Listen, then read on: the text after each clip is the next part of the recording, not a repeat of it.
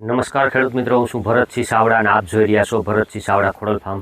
મિત્રો, હવે એક આપણે વાત કરવી છે કે ખેડૂતને જે ખેતી પાકની અંદર ખેતી પાકમાં મોટો દુશ્મન હોય ને તો એ છે કૃમિ નેમોટેડ. એટલે કે 2 થી 3 વર્ષથી આપણે સૌરાષ્ટ્રની અંદર લગભગ વિસ્તારોની અંદર 60-70% જેવા વિસ્તારોમાં જોવા મળે છે અને ખેડૂતોનો લગભગ પાકને બરબાદ કરે છે ને. હવે એની અંદર તમે ઘણા એવા લગભગ દવાઓના ટ્રીટમેન્ટ કરી લ્યો છો અને એગ્રોવાળા આવે છે એની માહિતી મેળવી અને તપાસ કરતા રહીએ ને તો 2 થી 3 વર્ષ નીકળી જાય અને બહુ મોટું નુકસાન થાય છે. આપણે જે કંઈ પાક વાવેલો હોય એ પાકનું આપણે 16 ગુંઠાના વીઘાની અંદર ઓછામાં ઓછું 15 થી 25 મણ જેવું ઉત્પાદન આવવાની શક્યતા હોય, ત્યાં 5 મણથી 7 મણ ઉત્પાદન નથી આવતું. તો એમના વિશેની મિત્રો વાત કરવાની છે. તો આપણી ચેનલની અંદર કોઈ નવા હોય તો આપણી ચેનલને સબસ્ક્રાઈબ કરી, લાઈક કરીને તમામ ગ્રુપમાં શેર કરી દેજો અને ફેસબુક, ઇન્સ્ટાગ્રામ ઉપરથી જોતા હોય તો ફોલો કરજો મિત્રો. એટલે તમામ ખેડૂત સુધી માહિતી પહોંચે એટલે તમામ ખેડૂતને શેર કરજો મિત્રો. એટલે કે આપણા ખેડૂતોની અંદર લગભગ પાકની અંદર આવતી નુકસાનીથી બચી શકે. તો મિત્રો, હવે એની સંપૂર્ણ વાત કરીએ તો જે નેમોટેડ છે એ નેમોટેડની શરૂઆત 3 થી 4 વર્ષથી આપણે સૌરાષ્ટ્રની અંદર વધારે જોવા મળે છે અને લગભગ શિયાળુ પાકની અંદર તો 60-70% જેવું જોવા મળે ને ચોમાસું પાકની અંદર પણ અત્યારે હાલમાં જોવા મળે છે.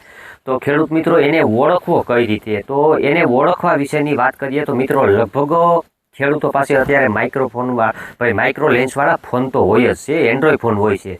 તો એન્ડ્રોઈડ ફોનની અંદર આપણે જે કેમેરો માઇક્રોસ્કોપથી આપણે જે ઝૂમ કરીને જે નાની વસ્તુ હોય ને એને આપણે જે કાપડની ડિઝાઇન હોય ને એ દોરો આપણે એકદમ મોટો કેમ જોઈ શકીએ, અલગ અલગ ડિઝાઇન હોય, કાપડ હોય, એને જોવા માટે થઈને તમે જે ઝૂમ કરો ને દેખાઈ શકે ને એમ તમે કોઈ પણ આપણે મગફળીના મૂળ છે કે તુવેરના કોઈ પણ આપણે જે ચણાનું વાવેતર હોય ચોમાસું અથવા તો જે શિયાળુ પાક વાવેતર કરેલું હોય એ પાકના મૂળમાં તમે ઉપાડી અને જોવ ને એટલે એ ક્યારે તમને ખબર પડે કે જે માઇક્રો લેન્સથી તમે ઝૂમ કરો. બાકી તો લેબોરેટરીની અંદર જ ખબર પડે, તમને કોઈને ખ્યાલ ન આવે. એ તમે ઓળખવા માટે થઈને શરૂઆતની અવસ્થામાં જ્યારે પાક આપણો હોય એ પાક કોઈ પણ વાવેલો ચોમાસું પાક હોય એની અંદર સમસ્યા ક્યારે દેખાય કે જ્યારે આપણો પાકો 35-40 દિવસનો થયો હોય ને ત્યાં સુધી એકદમ ગ્રીનરી, લીલવણી જોવા મળતો હોય સારો એવો, અને એમાં જે આપણે પીળાશ પડતો પાક દેખાવા વર્ગે અને જે બીજી જગ્યાએ વૈધ હોય એના કરતાં આમાં વૈધ અટકી જાય ત્યારે તમને એવો વિચાર આવે કે આમાં કેમ નબળું દેખાય છે, કે ખાતર ઓછું નાખેલું હોય છે અથવા તો ટાસોળ ભાગે છે, પાણી વધી ગયું છે. ના, એવી કોઈ વસ્તુ નથી. કૃમિ નેમોટેડની અસર દેખાતી હોય મિત્રો. પછી લાલ થતો જાય પાક અને એની અંદર પાંદ પીળા પડતા જાય, ખરતા જાય લાલ થઈને. પછી એનો ગ્રોથ અટકી ગયો છે, એની અંદર ફૂલ ઉગડતા બંધ થઈ ગયા છે, હુયા ફૂટતા નથી મગફળીમાં. અને બીજી જગ્યાએ બધે તમે દવાના ટ્રીટમેન્ટ કર્યા તો વિકાસ સારો છે તો એની અંદર નેમોટેડ હોય. તો નેમોટેડને ઓળખવો એટલે મિત્રો, જો આ જે એના મૂળ છે, આ મૂળ છે એની અંદર તમને આ દેખાતું હોય છે, આ તમે જોઈ શકો છો. જો આ રાઇઝોબિયમની ગાંઠું છે, બરાબર. આ જે નાની ગાંઠો છે મગના ફાડા જેવી, એ રાઇઝોબિયમની ગાંઠ આ બધી દેખાય. એટલે આ જે ગાંઠ છે ને એ નાઇટ્રોજનની ગાંઠ છે ને આ ગાંઠ હોય ને તો જ આપણો પાક તંદુરસ્ત અને સારો ગણવાનો. પછી હવે મિત્રો, આમાં જે આ રીતની ગાંઠું દેખાય ને, હવે એક તમને સાદી ભાષામાં સમજાવું કે આપણે તો લગભગ ખેડૂતોને ખ્યાલ હોય, કૂતરું પાડતા હોય ને તો કૂતરાના પગને જ્યારે શરીરનું વજન આવે ને ત્યારે ગોઠણેથી એનો પગ, નીચેનો પગ હોય ને એમાં લોહીનું સર્ક્યુલેશન ઓછું થતું હોય એટલે એ પગ નીચેનો પગ બેવડો ભરી જાય અને ગોઠણે એને પગમાં ગાંઠો થઈ જાય કડક, બરાબર. તો એનો હેઠલો પગ કેમ કામ નથી આપતો, તો કે વાં લોહીનો ગાંઠો થઈ ગયો એટલે નીચે લોહી જઈ ન શકતું એટલે પગ એના બેવડા ભરી જાય. તો એમ મિત્રો, આપણા પાકની અંદર જે અહીંથી થડ છે ત્યાંથી તે માંડી અને અહીં સુધીમાં જેટલા મૂળ છે ને એ બધા મૂળને બ્લોક કરી દે છે. બ્લોક એટલે કે આ જે રાઇઝોબિયમની ગાંઠ છે ને આ ગાંઠને તમે ફોડો ને એટલે આની અંદર બજરિયા કલરનું પ્રવાહી નીકળે ને એ રાઇઝોબિયમની ગાંઠ નાઇટ્રોજનની કહેવાય, આપણા પાકનો ખોરાક કહેવાય. આપણા પાકને એમાંથી થોડો થોડો ખોરાક આપે. અને જે આપણે નેમોટેડની કૃમિની ગાંઠ આવે ને એ ગાંઠમાં તમારે જે કંઈ જોવાનું, આ જે મૂળ જાડા હોય અથવા તો જે ખીલા મૂળ હોય, કોઈ મોટા પાકના હોય એનો જાડા મૂળ હોય, એ પાકની વચ્ચે ગાંઠ થશે અને એને તમે પાકના મૂળને શીરો ને એટલે એ કડકે કડક ગાંઠ જોવા મળશે. એની અંદર તમને કોઈ વસ્તુ જીવાત નહીં જોવા મળે અથવા તો કોઈ જાતનું પ્રવાહી જોવા નહીં મળે. એને સમજવાનું છે તમારે નેમોટેડ, બરાબર. નેમોટેડ આપણે 3 વર્ષથી આ સૌરાષ્ટ્રમાં વધારે જોવા મળે છે અને લગભગ પાકની અંદર નુકસાન કરે છે. તો એને મિત્રો નાથવા માટે થઈને પગલાં શું લેવા, તો મિત્રો એમના વિશેની વાત કરીએ ને તો જે નેમોટેડ છે એમાં શરૂઆતની અવસ્થામાં તમારે જે પિયત કોઈ પણ આપતા હોય શિયાળુ પાકમાં તો ઓછું આપવાનો આગ્રહ રાખવો, અને ચોમાસું પાકની અંદર હોય તો એમાં શરૂઆતમાં તમે જો કોઈ બેક્ટેરિયાની સાડ રાખો, પેસિલોમાઇસિન બેક્ટેરિયા આવે છે એ બેક્ટેરિયા છે, અથવા તો જે EPN ટેકનોલોજીવાળા કિસાન શક્તિ છે એ નાખી શકો. પછી એ બધાથી જો કવર ન થાય તો છેલ્લામાં છેલ્લો એક જ રસ્તો છે મિત્રો, બાયર કંપનીનું વેલમ્પ્લાય. મિત્રો આ એડવર્ટાઇઝ માટે નથી કરતો, આ એક જ દવા છે ને આવી કામ આપે છે એટલા માટે થઈને મારે કંપનીનું નામ લેવું પડે છે.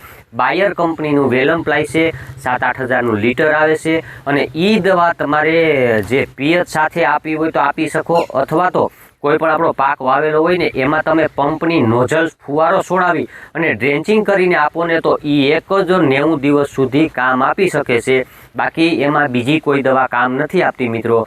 અને વધારે પૂરતા તો આપણે જે 3 પિયત લેતા હોય ને એટલા માટે એમાં વધારે જોવા મળે છે, બાકી તો ઓછું એમાં જોવા મળે છે. મિત્રો વિડીયો લાંબો થાય માફ કરજો મિત્રો, વિડીયો લાંબો થાય પણ તમને માહિતી પૂરી મળશે, એટલે છેલ્લે સુધી વિડીયો જોજો પૂરો, એટલે તમને પૂરતો ખ્યાલ આવે. આને જો તમે કવર નહીં કરો ને તો બાકી કોઈ દવા છે નહીં, કોઈ પાક બસાવી શકવાના નથી. એક જ આ મેન મહત્વ મુદ્દો છે, આને આ એક નહીં હોય ને તો તમારો પાક છે ને 2 મણ ઓછો થાય, પણ થાય ખરો. તમે ખાતર દવા કંઈ નહીં કરો ને તોય ઉપર ઈરું ખાઈ જાય તોય થાય, મુંડા આવશે તોય થાય, અને ગમે એ તમે ખાતર દવા નહીં કરો ને તોય થાય. પણ આ વસ્તુ છે ને તો તમે 5 મણ હું પણ 3 મણ ઉત્પાદન નહીં લઈ શકો. એટલા માટે થઈને આ માહિતી તમારે ખાસ પૂરેપૂરી સાંભળવાની છે અને તમામ ગ્રુપમાં શેર કરવાની છે, એટલે તમામ ખેડૂતને ખબર પડે. પછી કોઈ કદાચ એગ્રોવાળાને ખબર હોય ની માહિતી આપે તો વાત અલગ છે, બાકી આ તમારા લગભગ મિત્ર મંડળની અંદર આ માહિતી શેર કરજો એટલે બધાને ખ્યાલ આવી જાય. સૌરાષ્ટ્રની અંદર 3 વર્ષથી આ વકરી ગયેલો રોગ છે, એટલે મિત્રો એને કવર કરવા માટે થઈને જે આપણે ઉનાળુ પિત્ત કરતા હોય ને એ પિત્ત ટાળવું જોઈએ. જમીનને ખેડ કરી અને સુકાવા દેવી જોઈએ. એરંડીના ખોળનું વાવેતર કરવું જોઈએ. લીમડાનો કરંજનો ખોળ છે, પછી એમાં તમે બેક્ટેરિયાની સાડ વધારે રાખો. પછી એક કહેવત છે ને મિત્રો કે દુબળા ગધેડાને 2 બગા વધારે સડે, એ તો તમે સાંભળ્યું છે. તો એની જેમ જે આપણું નરવું ઢોર હોય ને એને કોઈ જાતનો રોગ ન આવે, અને નબળું હોય પૂછલી ગયું હોય તો એને વધારે છોટે. તો આ જે આપણો છોડ છે, કોઈ પણ આપણે જમીનની અંદર વાવેલા પાક છે, એ પાકની અંદર પૂરતા પોષક તત્વો હોય ને તો એને આ અસર ઓછી દેખાય. જ્યાં પોષક તત્વોની ઉણપ ત્યાં આ વધારે દેખાય છે. એટલે મિત્રો એના માટે થઈને પહેલાં તો તમારે પૂરતા પોષક તત્વો આપવા માટે થઈને જમીનને સારી ખેડ કરો, ઘટતા પોષક તત્વો આપો, અથવા લેબોરેટરી કરાવો, પૃથ્થકરણ કરાવો, એટલે એની અંદર ઘટતા પોષક તત્વો તમે આપી શકો.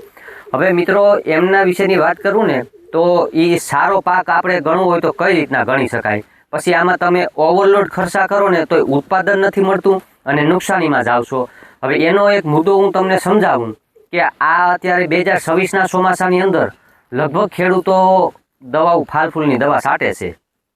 તમે સાંભળ્યું છે આ દવા છાંટવી ને આ દવા છાંટવી. આ તમારા ઉપરનો ગ્રોથ અટકાવવો એટલા માટે થઈને તમે કહો ને. આ અત્યારે આપણે આખી આ તમને મગફળી દેખાડું છું.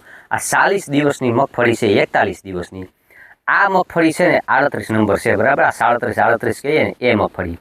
આને કોઈ પણ જાતની દવા, નેદની દવા નથી મારેલી, કોઈ પણ જાતની ફાલની દવા નથી મારેલી.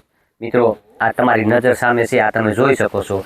41 દિવસની મગફળી છે, અને 41 દિવસની મગફળીની અંદર આ રીતનું અત્યારે ઉત્પાદન મળે એવી શક્યતા દેખાય છે. અને એના મૂળ તમે જોઈ શકો તંદુરસ્ત છે, એમાં કોઈ જાતનો રોગ નથી દેખાતો. પછી એક પણ સૂયો કે દોડવો ક્યાંય ડાઘવાળો નથી, નથી વાયરોરમ કે નથી મૂંડો કે નથી કોઈ ફૂગ, આ કોઈ પણ જાતનું દેખાતું નથી. અને મારે તમને એક બીજો એ મુદ્દો સમજાવવાનો છે કે બધા એવું કહેતા હોય કે ભાઈ તમે ફાલની દવા મારો ને વૃદ્ધિ અટકાવો તો 2 હુયા ભેગા ફૂટે, 3 હુયા ફૂટે. હવે આ તમે ગણી લ્યો, આમાં કેટલા હુયા છે ને 3 હુયા. એક મગ્યું થઈ ગયું અહીંયા ને એક અહીંયા, અને આ હુયો છે. આ એક જ ડાળમાં 3 સુયા છે. તો આ એક જ છોડ છે, એની અંદર 5 થી 6 ડાળિયું છે, અને આ બહુ ઘાટી વાવેલી છે મગફળી. વીઘે 45 થી 50 કિલો જેવા દાણા નાખેલા છે, 45 કિલો માથે, બરાબર. તો છતાં બી આવી ઘાટી મગફળીની અંદર આ એટલા હુયા ફૂટેલા છે, નકર એટલા હુયા ન હોય કે ભાઈ પારવો છોડવો હોય ને એમાંથી ઉપાડ્યા હોય ને તો આવા સુયા હોય.